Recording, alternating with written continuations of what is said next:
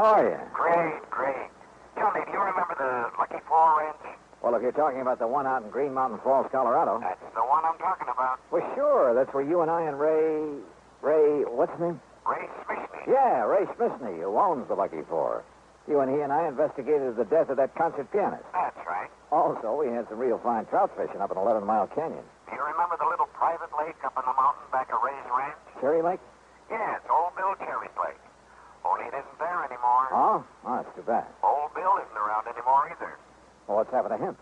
According to all the information, he was killed when the dam broke and sent his farmhouse crashing down into the valley below. Oh, gee, that's too bad. I have the claim for his insurance right here on my desk. I'll send a copy of the policy to you there at the Lucky Four. Hey, wait a minute. Is something wrong, Earl? That's what I want you to find out. What makes you think something's wrong? A phone call I just got from Ray Smishney said he's found a couple of things that make him think the breaching of that dam was no accident. Okay, Earl. I'll grab the first plane I can.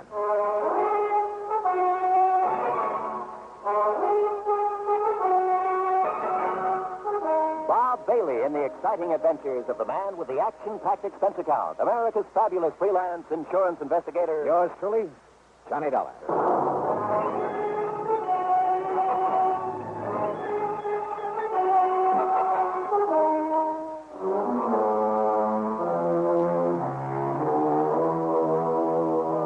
Expense account submitted by Special Investigator Johnny Dollar to the Tri-State Life and Casualty Insurance Company. Attention, Earl Foreman. Following is an account of expenses incurred during my investigation of the Lucky Four matter.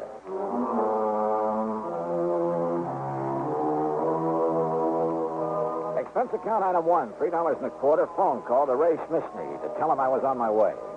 Item 2, 8170 air transportation to Colorado Springs. Ray met me at Peterson Field, the municipal airport. Well, glad you could make it, Johnny. Yeah, it's good to see you again, Ray. How are things with the Lucky Four? Oh, just fine. Our best season ever. Here, we'll shove your bags in the back seat. Okay, good. Go ahead now, hop in. Yeah, sure. All right. Now, what's this about your thinking old Bill Cherry's death was no accident? Johnny, I'd better give you the whole story. You remember Cherry Lake, don't you? Sure. I remember taking a couple of nice trout out of it on a Silver Doctor. Or was it a Royal Coast? Well, you didn't meet old Bill because he was away at the time. Actually, we were kind of poaching when we fished up there. Oh? If he'd suddenly come back and caught us, he'd probably have filled our hides with birdshot. And here I always thought you were on the side of law and order. He was a kind of ornery old cuss, but in spite of it, we got along pretty well. Even after he put in that dam. How'd the dam affect you? 3 Mile Creek used to water some of my property before he put it in. Some of the others down below, too. Oh, I see. But now what happened? Johnny, old Bill's little plot of farmland is up around the 9,000-foot level, you know. Yeah, I know. So the snowpack melts down pretty late. That meant a big summer flow of water into his lake. Yeah. And what about when some of your big summer rains come pouring down? It was during one of the big rains a couple of weeks ago, one night it was, that the dam gave way. Johnny, that thing busted loose like an explosion. And what was left of old Bill's house came tumbling down on the Lucky Four property. And old Bill? Oh, we found his body in the wreckage. Oh, hold on. I'm going to take my favorite shortcut and get away from the highway traffic. Sure. But now, Earl Foreman told me you seem to think that dam didn't give way by itself. Well, I did in the beginning. Everybody did. And why not? Homemade dam, more water in the lake than ever before, more water pouring down out of the sky to fill it up. Big storm. Maybe it was even hit by lightning. But now? Johnny, I went up there and poked around a couple of days ago. First chance I've had since the rain quit. And what did you find? A couple of things I want you to look at. What kind of things, Ray? Now, they may not mean a thing, Johnny, any more than who's the beneficiary of old Bill's insurance. Which reminds me, did Earl send me something in the mail? Oh, yeah, a big envelope, Johnny, and I opened it by mistake. It was supposed to contain a copy of Bill Cherry's policy. It did. And when I looked at it and saw who the beneficiary is... Hey, sounds to me like you need a tune-up, buddy. That's funny. Let's stop and take a look, huh? Yeah, why not?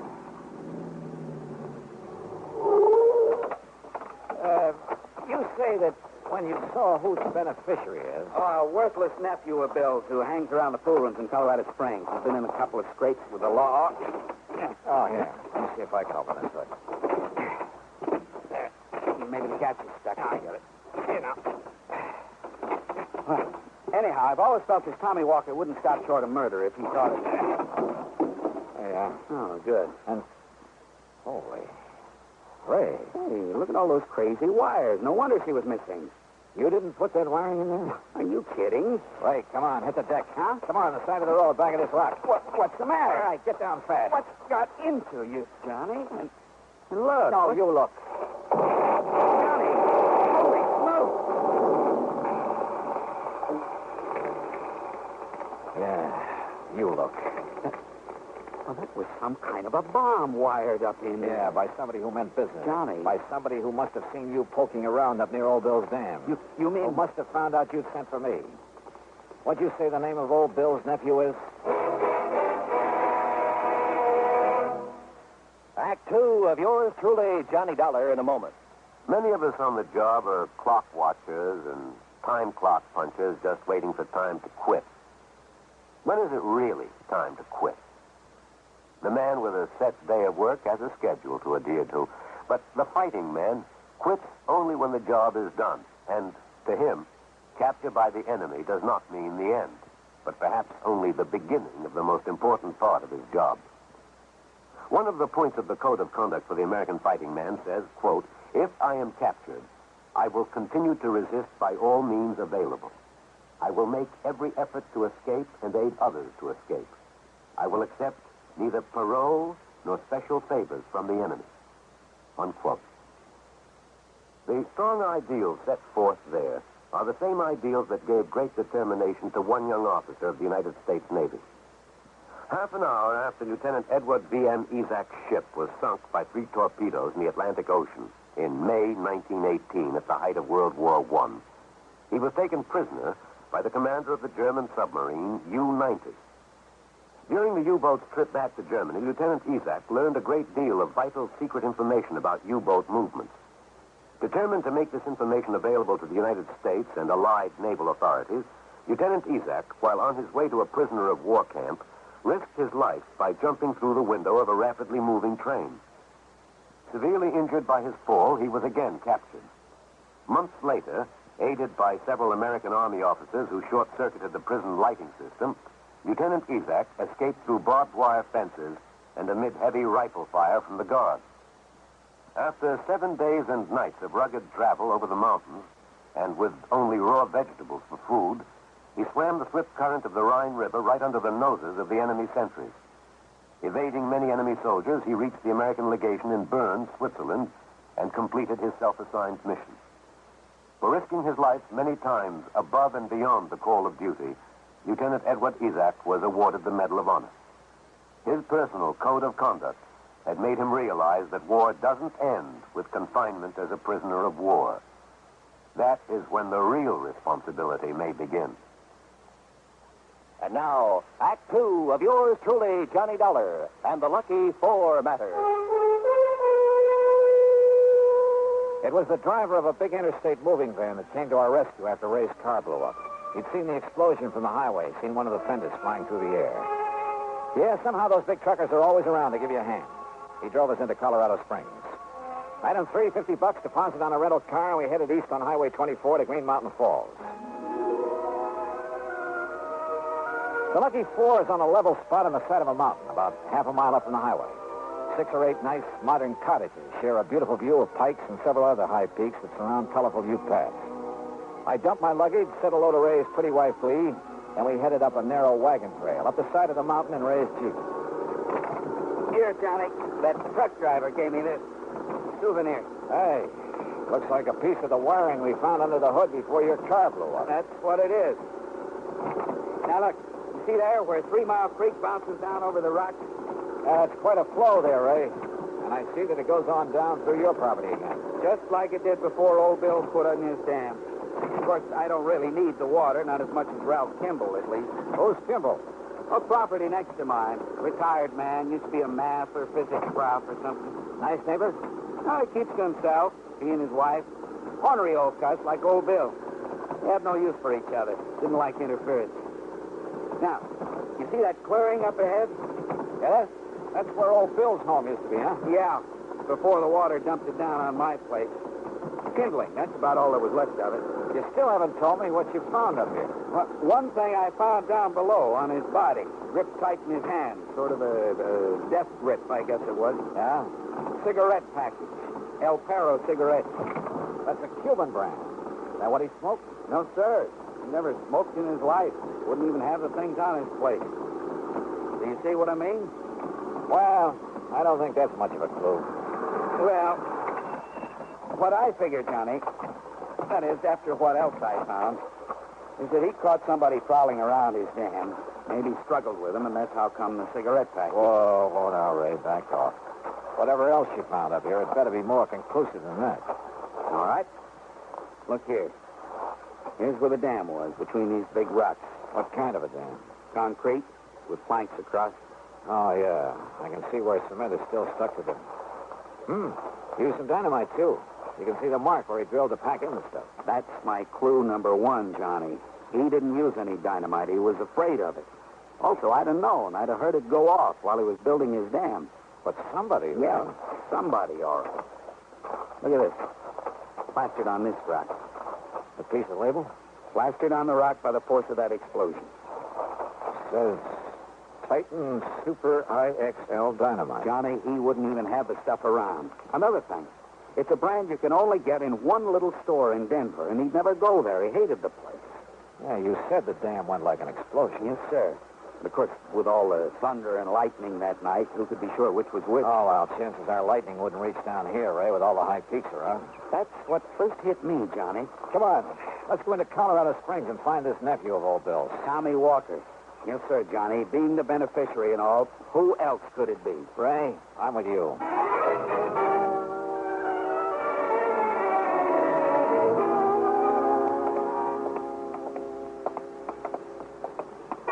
Doesn't look to me like there'd be any cheap pool halls in this part of town. No. But up ahead's the Ace High radio shop. That's where Tommy was working, last I heard. Oh? Can you think of anything better to tie in with the way that infernal machine was wired into the hood of your car? Holy smoke, Johnny, you're right. But, well, what I don't understand is how come it didn't go off the second I turned on the ignition? May I help you, Some gentlemen? kind of timing device. I think whoever said it wanted to get me, too. Yes, sir, gentlemen. That means he knew you'd be in the car with me on the way back from the airport. That's right. Gentlemen? Oh, we're looking for Tommy Walker. Oh, don't mention that. No good. Then I take it he isn't here. Oh, 2 days he lasted. If you ask me, it was 2 days too long. Well, you had trouble with him, mister? Oh, no trouble. No, nothing. That was the trouble. Answered my ad in the paper, said he knew all about radios and electronics. He could fix anything. Well? Dumb, lazy lout. He didn't know anything. He didn't do anything. He didn't know the difference between a fuse and a vacuum tube. Never even heard of a transistor, much less know what a circuit was. Yeah, well... All he knew about a radio was how to turn the knobs. Oh, and the music that guy would tune. Well- Now, me, I like the Yeah, guy. well, now, look, And that boy was so dumb he couldn't even attach the wires to a plug properly. You sure of that? All he wanted was a place where he could sit around smoking those smelly Cuban cigarettes and listening to trashy music. Cuban cigarettes, Johnny. That pack I found. Yeah. Mister, In my life. as long as I'm here, I wonder if you could sell me a hunk of wire like this piece. Certainly, sir. Oh, this? No, I have nothing like that. I see. And you're sure Tommy didn't know anything about electricity? Oh, of course I'm sure. Look, when I told him once to open up the back of a telephone... Come on, Ray. The darn fool, he would have electrocuted himself if I hadn't been there. Gentlemen. Johnny, if he's telling the truth... He is, Ray. Come on, we're going back to the ranch. Well, but why, Johnny? It's worked before, and I hope and pray it'll work again. Ray, I'm going to play a hunch.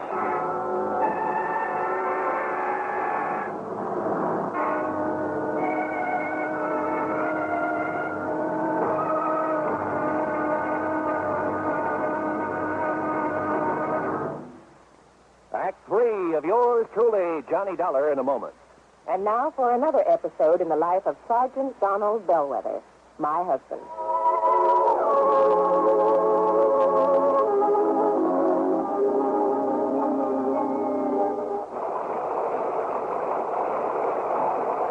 Donald, it's sure pouring, isn't it? Can you see all right? Oh, yeah, I can see. Those windshield wipers are operating with mechanical perfection. You notice there are no more streaks either since I put on the new rubber blades. You know, I think every driver should have his windshield wipers in good order. It's much safer. It would be much safer if everyone would slow down during wet weather like my husband is doing right now. Just being cautious, Reba. We don't want an accident in this You downpour. don't want an accident anytime. Yeah, that's for sure. Well, the experts say that accidents just don't happen. Something causes accidents, and that cause can be prevented. By the way, dear, in what kind of weather do you think most accidents occur? Oh, I'd say in rain or snowy weather or slippery weather when visibility is impaired. That's the wrong answer, dear. Wrong. Hey, are you serious? Statistics show that 8 out of 10 accidents occur when the weather is clear or with a cloudy overcast. Are you positive? I wonder why. But, here's our house bill. Oh, yeah. Now, you sit right here, Reba. I'll get out with the umbrella, and then I'll come around and open your door. All right, honey. I wonder why. Wonder why what? Why 8 out of 10 accidents happen in clear weather? Oh, well, I don't know for sure, Sergeant. But I do know that you drove very carefully tonight in the rain. Thanks.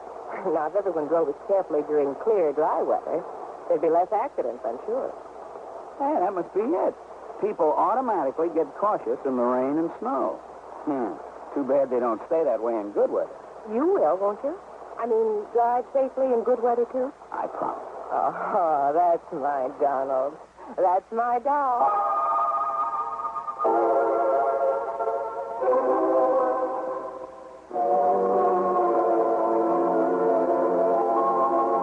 And now, Act 3 of yours truly, Johnny Dollar, and the Lucky Four Matter.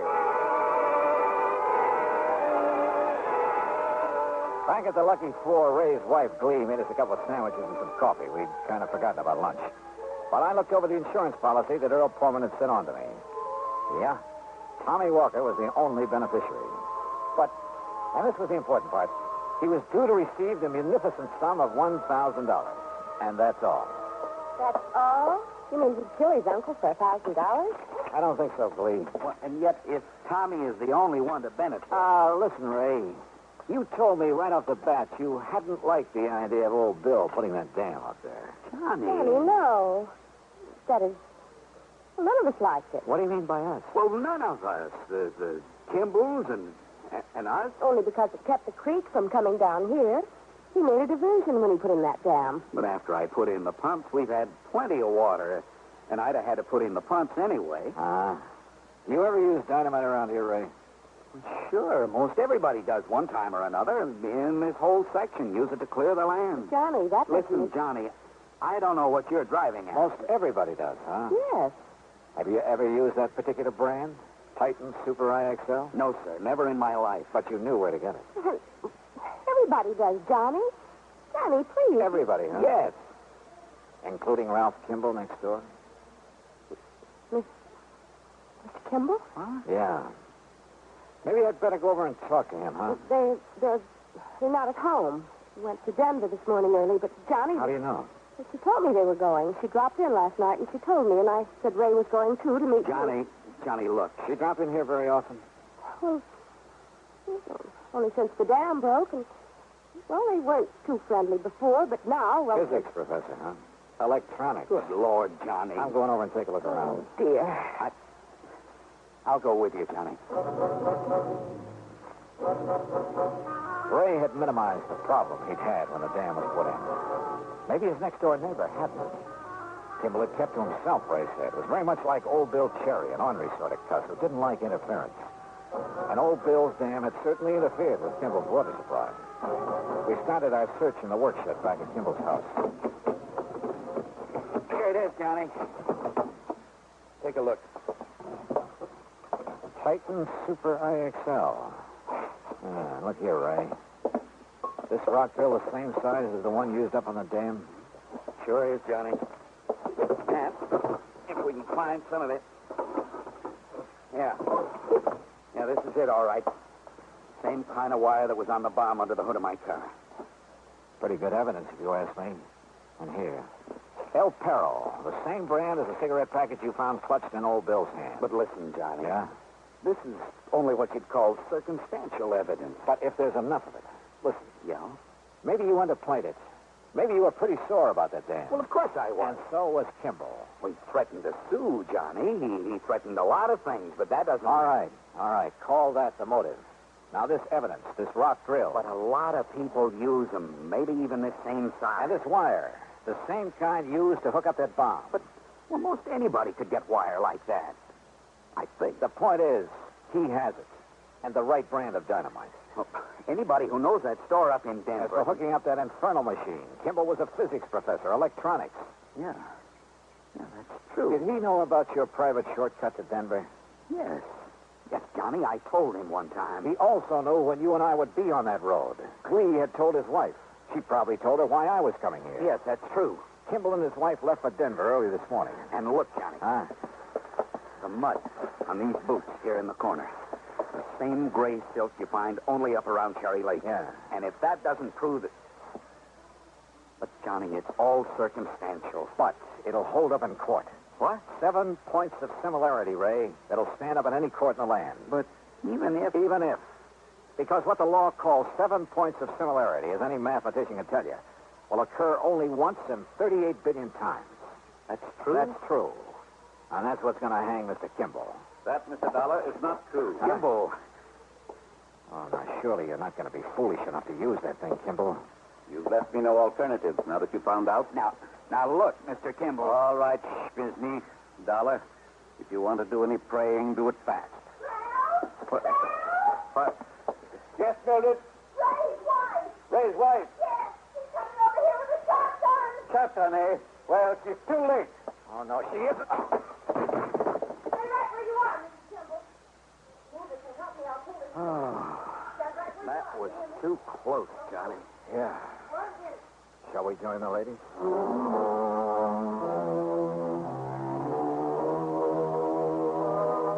Well, it's up to the authorities now, the courts. And I don't think there's much doubt about the outcome. Kimball's attempt to kill us was the clincher. As for Tommy Walker, the heir, well, you'll have to pay him off on old Bill's policy.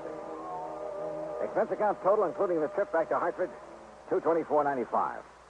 Yours truly, Johnny Dollar.